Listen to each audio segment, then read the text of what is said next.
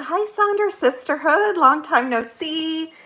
Uh, it is Friday night where I am. We are done with the work week, and it has been a busy work week. It's my first week back after having a week off, so this whole week has been about reacclimating, catching up, digging out of emails, digging out of clients. So we've had a busy week over here.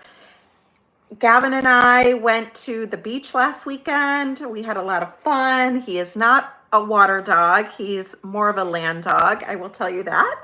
So I learned that. And I wanted to come on and talk a little bit about friendships today on the live. I know that friendships can be difficult no matter what your circumstance is. But I think as an adult, friendships can be tricky sometimes. It can be hard to find friends. It can be hard to make friends.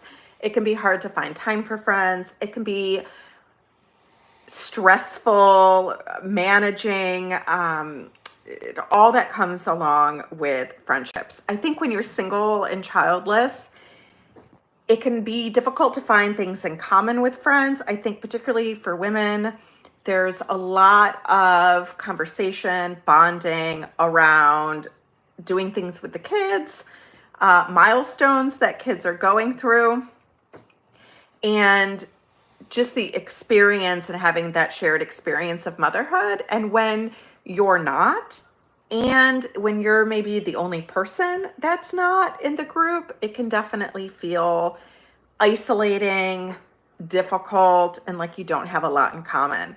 One of the other things that I think all of us can relate to as well is our friendships start to take a different priority sometimes. So for me, as someone who is single and who doesn't have kids, my friendships are a pretty big part of my life. Whereas when somebody might have a partner or have children, those things take up a lot of time. And I know mostly when I was 30s, it's a little bit different now that I'm in my mid 40s because my friends' kids are getting older. But I definitely felt like I want to go do something on Friday night. I want to go and hang out on the weekend. And it felt like all my friends were like, well, I can meet up at for coffee at 9:30 on a Sunday 3 weeks from now. And that was hard. It felt like everything was like a little bit more planned out, scripted, and it was a lot of coffee dates. I learned to like coffee, but it's a definite shift instead of doing things that might feel like a little bit more nightlife. Not saying like going out and partying, but going out to eat, dressing up and going out to eat. Those things start to change a little bit because people's priorities shift. So here are some of the things that I do regarding managing friendships. And let me know what you guys do, because I think this is one of those things where we can all use all the tips and different suggestions. So, hi, Diana. Thanks for joining the live. Glad to see you here. So here's one of the things that I now do. I decide what I want to do, and then I might invite a friend along with me, and they can decide if they want to do that or not. But I'm not relying on the friend in order to go do that thing, if that makes sense. So let's say I want to go see a movie. I'm going to say the friend because if you haven't seen the previews for that yet, it is a single woman with no kids who has a Great Dane. So somebody stole my life, I think, and decided to put it on a movie screen. But let's say I decide I want to go see The Friend, the movie. I might invite my friend to come along, and if she says yes, great. But if she says no, that's okay too, and I'm still going to go to the movie. So I try not to feel like in order for me to be social and go out and do things, I'm reliant on somebody else saying yes.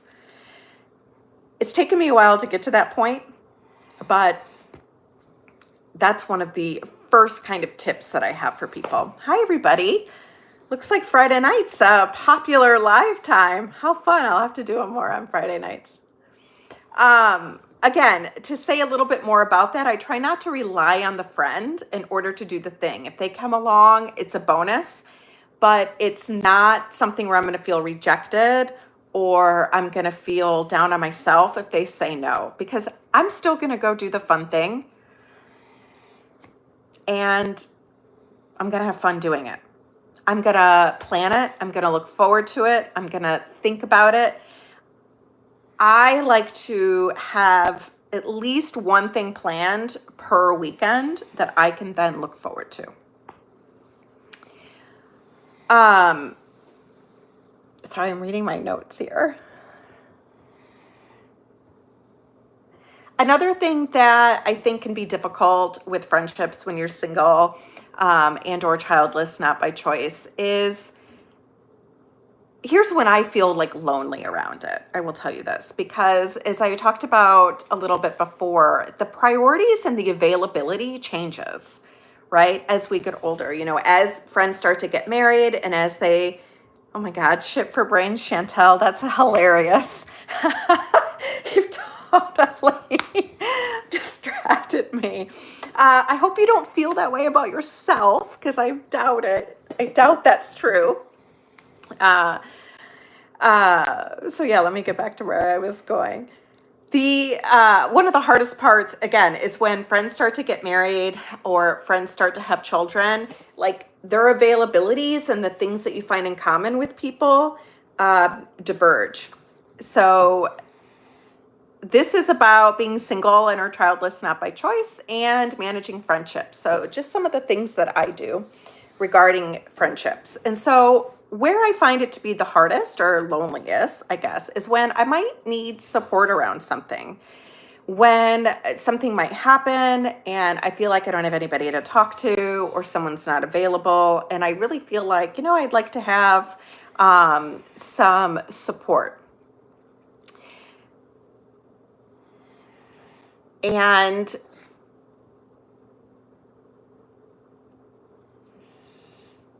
yeah, I don't know if you'll relate to this live as much, Cass. And I'm sorry that you're going through some hard times. And one of the things that I do in order to help with that loneliness, if I feel like I need some support and I am not feeling as connected with friends, is I will journal in order to help get it out. This doesn't take the place of friends. I fully recognize that, but it's something that I can do in order to take the feelings that are inside of me and try and express them out. If I don't do that, I'll start to have a lot of tension fill up. I'll start to get into a lot of negative self-talk. And sometimes just writing things out can provide a lot of clarity. Drawings, like Cass is saying, or artwork is another way of expressing the feelings outward. Painting, drawing, doodling, things like that. Another thing that I think can be really helpful, and I hope is helpful, is even coming on lives like this or engaging in a YouTube community by Cass and being around others who may be able to relate and able to provide you some of those supports. If you'll notice or look in the comments on the Sonder Sisterhood channel, I think there's a lot of support in the comments where people are able to kind of share what they're experiencing and then get some support or a tip from somebody else. It can feel like you're alone when you're single and childless, not by choice. And then it can also feel like you're alone when it feels like everybody else has plans or everybody else is out with their family or everybody else has these other things to do and you don't. So the last thing that I want to talk a little bit about is I definitely try the things that I can control. I fail at this sometimes, and I say this to just kind of say do this and then poof, everything is magically better. And it's a skill set, it's a muscle, it's a habit that you kind of want to develop. And you're not going to be perfect at it all the time. When I talk with clients, I really give the analogy of when you're trying to build muscle on your body, like physical muscle, right? You have to just start. You have to just start somewhere. If you think about how long it might take or all the entire journey of it, you may not start, right? And so think about it one thing at a time. And the other thing is you have to put in the reps and you have to be consistent. And the other thing that we know is we're not going to be perfect at this all the time. We're going to have times when we skip it. We're going to have times where we just feel like, I cannot do it today. And if you can at least remind yourself, I'm going to focus on the things that I do have. So for me, it might look like the weekend is coming up and my friends are busy. They are doing other things. One has her kids this weekend, things like that. And so what I try and do, and I know that this is coming, is I try and identify one thing that I'm going to do this weekend. And then I really focus on being excited about that. I focus on the things that I am able to do. One of the things as the weather's getting warmer, I really focus on going on walks with my dog. It doesn't have to be these big things, but get out and do at least one thing. Friendships are hard. Whether you're single or childless, friendships are difficult. I would say 80% of my clients, no matter what their background is, finding friends and maintaining friends as an adult is not easy.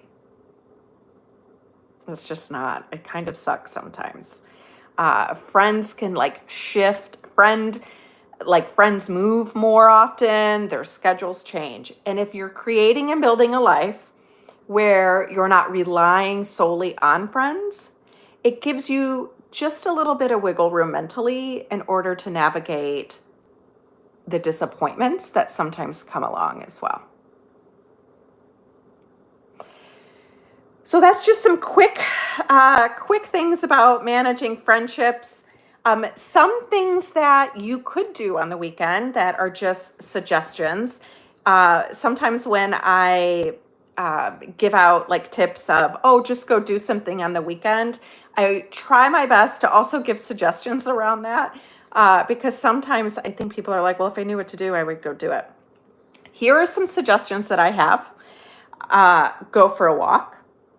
Go see a movie, go hang out at a coffee shop, take an exercise class, go to a nursery, meaning like a plant store, and go walk around. There's something really kind of energizing and nourishing around that.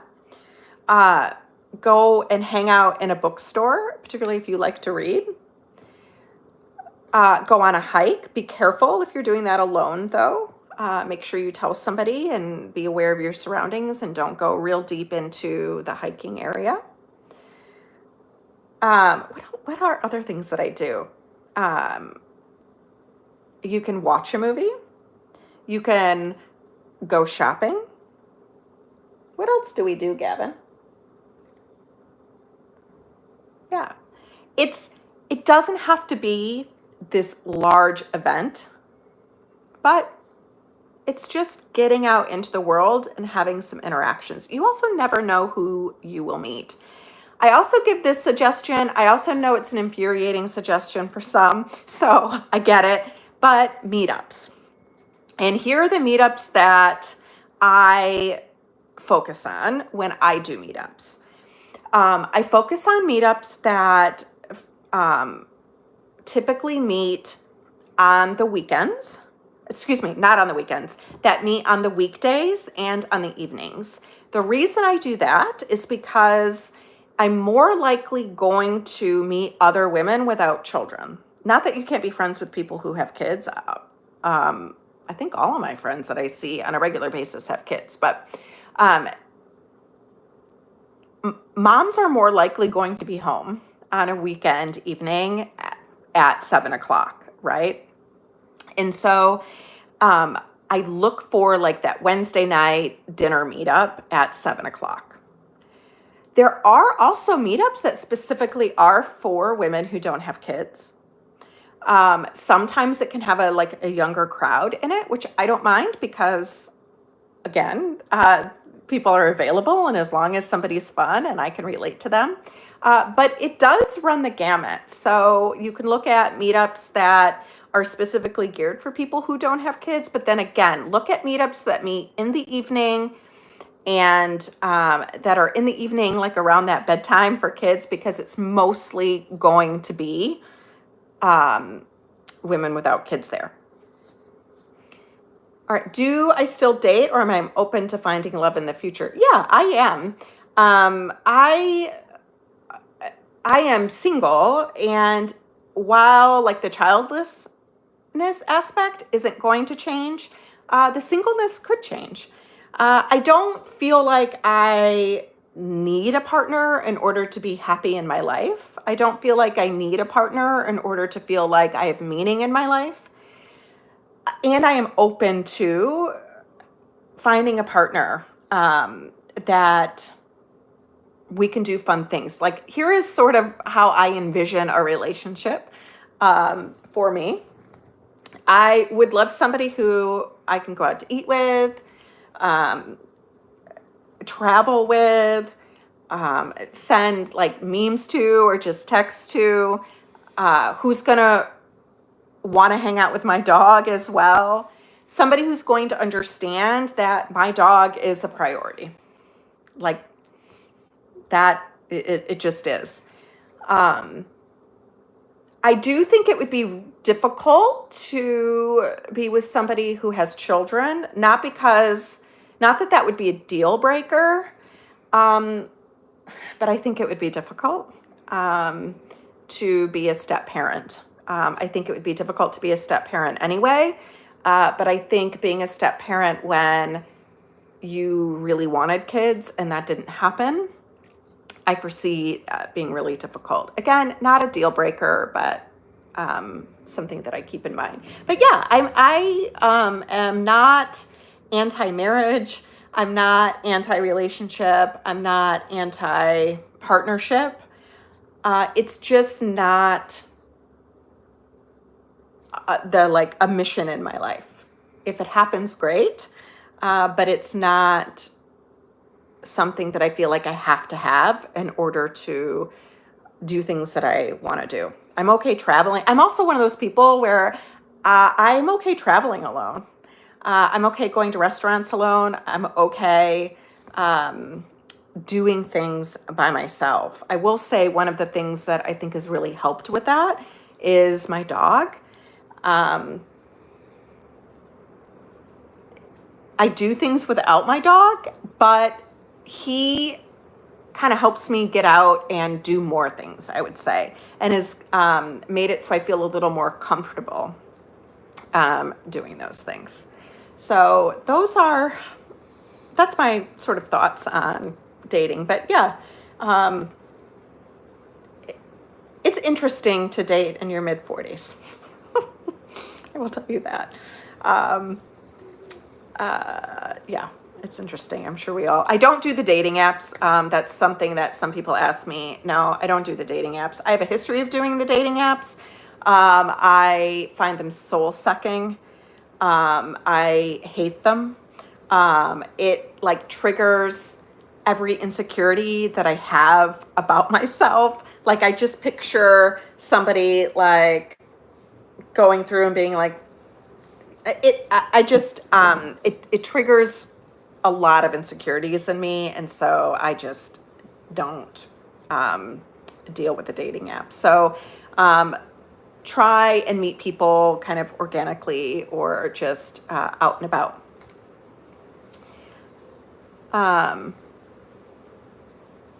Yeah, I think that traveling alone, I have done that and really enjoy it because I can kind of do the things I want to do. I won't tell you that there aren't like hard moments, or there weren't periods of time while I was traveling where I might have been like, oh, I really wish maybe I had somebody to share this with, or things like that.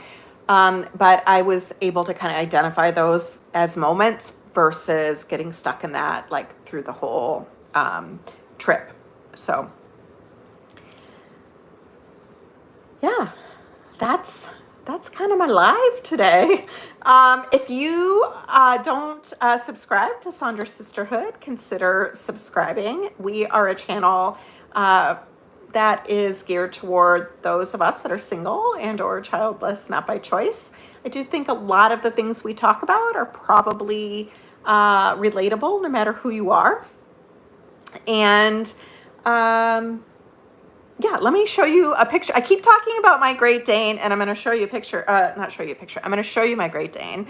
Again, I was saying this earlier on the live. There's a movie coming out with Bill Murray, and I can't remember her name. She's a blonde lady. I cannot remember her name. I think she's American. She might be Australian, but and it is called The Friend, and it's about a woman whose friend passed away, and he left his Great Dane to her, and she's single and she lives alone and doesn't have kids, and she's like, what am I going to do with this Great Dane? And they form this friendship and kind of emotionally support each other through this loss. That's just what it looks like from the trailers.